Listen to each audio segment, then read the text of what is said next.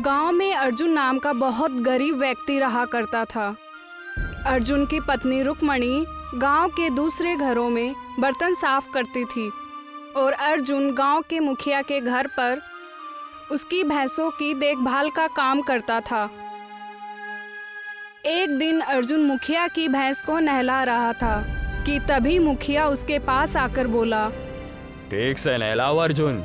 वैसे भी मैं आजकल देख रहा हूँ कि तुम काम बड़े बेमन से किया करते हो। ये आप कैसी बातें कर रहे हैं मुखिया जी? मैं कभी अपने मेहनत से पीछे नहीं हटा हूँ। हाँ पता है। बोल तो ऐसे रहे हो जैसे कि सारा दिन खेतों में बैल की तरह काम कर रहे हो। अरे तुमसे तो ठीक से तबेला भी नहीं संभलता और बात करते हो मेहनत की। इतना बोलकर मुखिया अपने पैर पटकता हुआ वहां से चला गया। शाम को अर्जुन घर पर आ गया। रुक्मणी, मुझे बहुत तेज भूख लगी है, जल्दी से खाना लगा दो। अर्जुन की बात सुनकर रुक्मणी आंखों में आंसू लिए हुए अर्जुन से बोली, घर का राशन खत्म हो गया है जी, मैं खाना कहाँ से बनाऊं? दोपहर से मैं आप ही का इंतजार कर रही थी। तो तुमने पहले क्यों नहीं बताया? सुबह जब आप काम पर गए थे तब मैंने इशारों में आपसे कहा था कि राशन बिल्कुल ही खत्म हो चुका है। इसका मतलब हमारा मुन्ना सुबह से भूखा है। 3 घंटे से उसका रो रो कर बुरा हाल हो चुका था। बड़ी मुश्किल से उसको चुप कराकर सुलाया है। बेचारा बच्चा, क्या जाने परिवार की आर्थिक स्थिति। तुम इतनी मेहनत से दूसरों के घर पर बर्तन मांजती हो, कुछ खाना वहीं से मांग लेती।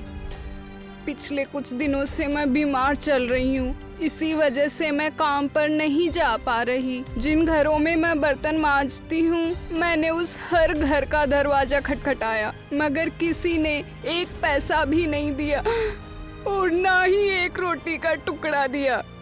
अपनी पत्नी की बात सुनकर अर्जुन की आंखों में भी आंसू आ गए। अगले दिन अर्जुन मुखिया के घर पर जाकर मुखिया से बोला, मुझे आपसे कुछ बात करनी है मुखिया जी। बोलो, जरूर तुम पैसों की बात करोगे। मुझे कुछ पैसों की सख्त जरूरत है मुखिया जी। मेरे घर पे राशन पानी खत्म हो गया है। कल रात मेरी बीवी और मेरा बच्चा भूखे ही सोए। आप तो जानते हैं मुझे अपनी कोई परवाह नहीं, लेकिन अपने खानदान को मैं किसी भी कीमत पर भूखा नहीं देख सकता। तो फिर इसमें मैं क्या कर सकता हूँ? अगर तुम्हारा खानदान भूखा मर रहा है तो तुम कोई दूसरा काम कर लो। मैंने तुम्हारे हाथ थोड़ी ना बांधे हैं। मुखिया जी, आप तो इस गांव के मुखिया हैं। अगर मैं मदद के लिए आपके पास नहीं आऊंगा तो फिर मैं किसके पास जाऊंगा? मुखिया अर्जुन से कुछ बोलता कि तभी मुखिया का दोस्त प्रेमपाल वहां पर आ गया। प्रेमपाल अर्जुन की ओर देखकर बोला, तुम बिल्कुल ठीक कह रहे हो अर्जुन। तुम्हें मदद के लिए मुखिया जी के पास आना चाहिए। कहो, तुम्हें कितने पैसों की जरूरत है? प्रेमपाल की बात सुनकर अर्जुन के चेहरे पर खुशी के भाव झलकने लगे।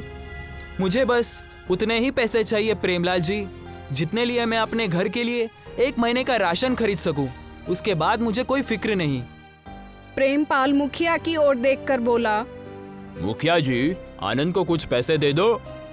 मुखिया ने ना चाहते हुए भी अर्जुन को कुछ पैसे पकड़ा दिए। अर्जुन खुशी खुशी वहां से चला गया। मुखिया क्रोधित होता हुआ अपने दोस्त की ओर देखकर बोला, ये क्या हरकत है प्रेमलाल? सिर्फ दोस्ती की वजह से मैं चुपचाप रह गया। तुम गांव के मुखिया जरूर बन गए हो, लेकिन तुम बेवकूफ के बेवकूफ ही रह गए। मैं तुम्हारे बात का मतलब नहीं समझा। प्रेमपाल मुखिया के कान में कुछ कहने लगा।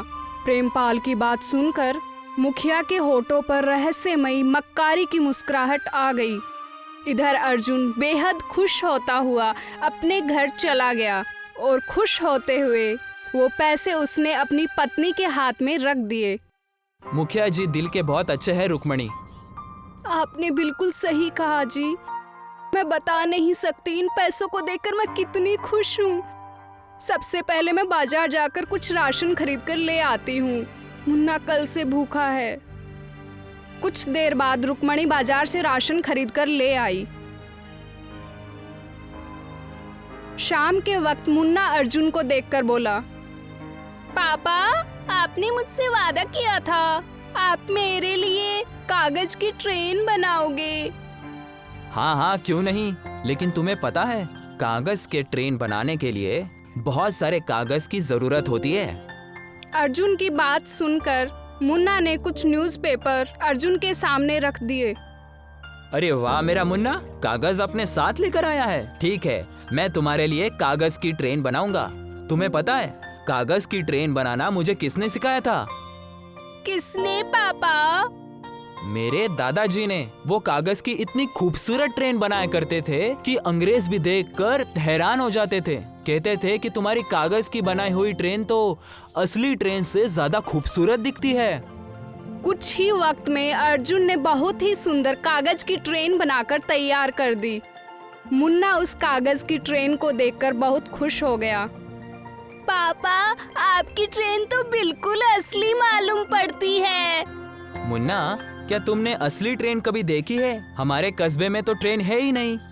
हाँ, देखिए ना पापा, काका के घर पर एक बड़ा सा टीवी लगा है ना। मैंने टीवी के अंदर ही ट्रेन देखी है।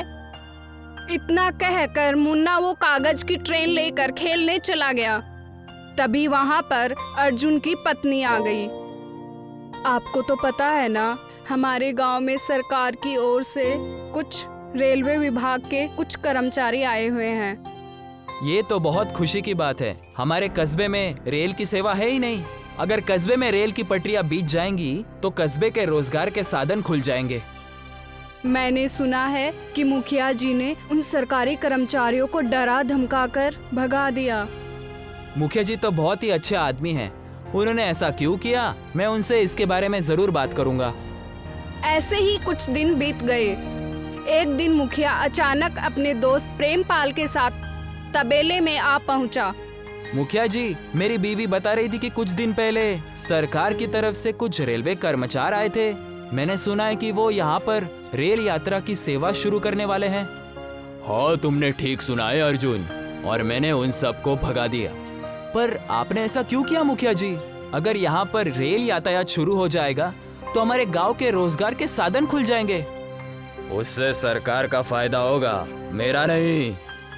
इतना कहकर मुखिया प्रेमपाल के साथ वहां से चला गया। शाम को मुखिया अपने दोस्त प्रेमपाल को लेकर अर्जुन के घर पर आ धमका। मुखिया जी, आप? मुखिया के बोलने से पहले ही उसका दोस्त प्रेमपाल हंसता हुआ अर्जुन की ओर देखकर बोला, तुम्हें याद है अर्जुन, कुछ दिनों पहले तुमने मुखिया जी से भारी ब्याज पर कर्ज लिया था जो तुम वक्त पर चुका नहीं पाए। इसीलिए वादे के मुताबिक तुम्हें इस घर को अभी और इसी वक्त खाली करना होगा। ये कैसी बातें कर रहे हैं आप? मैंने तो मुखिया जी से मदद मांगी थी। मैंने किसी की मदद करने का ठेका नहीं ले रखा। तुम्हारे ऊपर ब्याज लगाकर इतने पैसे बन गए हैं कि तुम 7 जन्मों तक उन्हें चुका नहीं सकते। इसीलिए तुम अपने खानदान के साथ सीधे तरीके से इस घर से निकल जाओ, वरना मैं तुम्हें धक्के देकर यहाँ से निकाल दूंगा। मुखिया ने अर्जुन को घर का कोई भी सामान तक लेने नहीं दिया, मगर अर्जुन का बेटा मुन्ना अपनी कागज की ट्रेन लेने के लिए बुरी तरह से रोने लगा। कागज की ट्रेन से भला क्या होगा मेरा? ये तो बाजार में कोड़ियों के भाव में भी नहीं बिकेगी। जाओ, अपने इस कागज के ट्रेन से जंगल में खेलते रहना। अर्जुन मुन्ना को लेकर अपनी पत्नी के साथ रोता हुआ अपने घर से निकल गया। एक दरख्त के नीचे सो गया। अर्जुन और रुक्मणी रोते रोते दरख्त के नीचे ही सो गए। मगर 7 साल का मुन्ना कुछ देर बाद सब कुछ भूलकर उस कागज की ट्रेन से खेलने लगा। तभी उस दरख्त के नीचे से उसे उसकी ही उम्र की एक छोटी सी लड़की दिखाई दी। कौन हो तुम? मैं इसी पेड़ के ऊपर रहती हूँ। क्या भला कोई दरख्त के ऊपर भी रह सकता है क्या? वो सब छोड़ो, क्या तुम अपनी कागज की ट्रेन मुझे दिखा सकते हो? क्यों नहीं, हम दोनों साथ मिलकर इस कागज की ट्रेन के साथ खेलते हैं। मुन्ना और वो छोटी सुंदर लड़की खेलने लगे। तभी रुक्मणी और अर्जुन की आंख खुल गई। मुन्ना, तुम किसके साथ खेल रहे हो? अर्जुन ने इतना कहा ही था कि तभी एक तेज धमाके के साथ एक सुंदर युवक ने उस सुंदर छोटी सी लड़की के पास आकर खड़ी हो गई। ये मेरी पुत्री है। हमारा परिवार इसी दरख्त के ऊपर रहता है। मैं दरख्तों की जादुई महारानी दरख्तानी हूँ। अर्जुन और रुक्मणी बुरी तरह से घबरा गए। घबराओ मत अर्जुन। तुम मेरा नाम कैसे जानती हो? तुम जानते हो तुम्हारे दादाजी को कागज की ट्रेन बनाना किसने सिखाया था? मेरे पिताजी ने। तुम्हारे दादाजी अक्सर इसी दरख्त के नीचे बैठकर कागज के खिलौने बनाया करते थे। तुम्हारे साथ बहुत गलत हुआ अर्जुन। अर्जुन की आंखों में आंसू आ गए। मेरे साथ धोखा हुआ है। फिक्र मत करो, उन्हें उनके जुर्म की सजा मिल जाएगी। उन्होंने तुमसे तुम्हारा घर छीना है ना, मैं तुम्हें तुम्हारे ही हाथ का बनाया हुआ घर दूंगी, जिसमें तुम रह भी सकोगे और इतना धन कमा लोगे कि उतना तो मुखिया की 7 पुश्तें भी नहीं कमा सकती।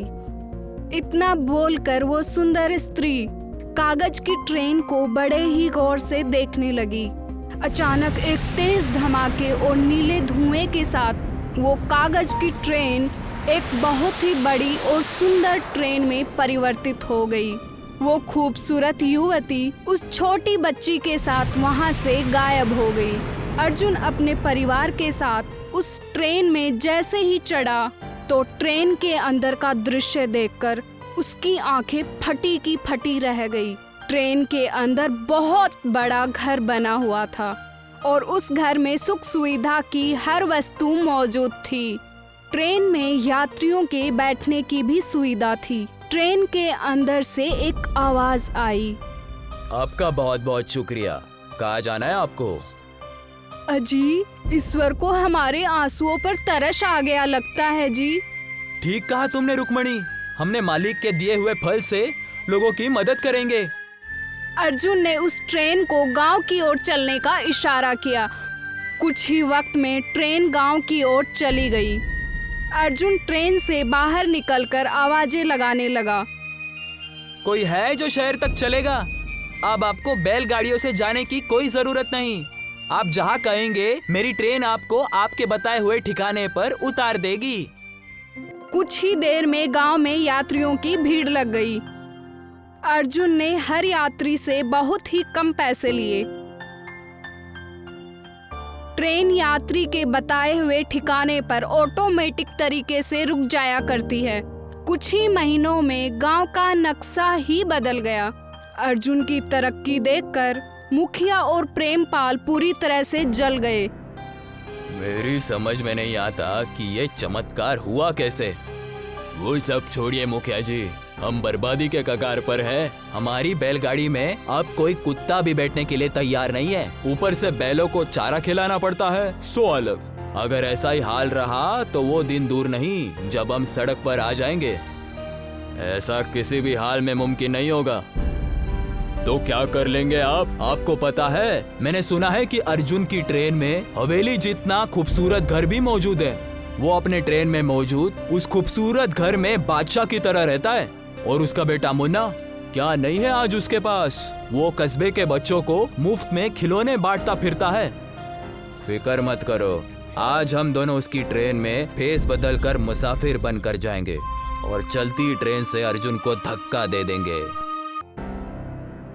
मुखिया और प्रेमपाल हुलिया बदलकर अर्जुन की ट्रेन के अंदर घुस गए।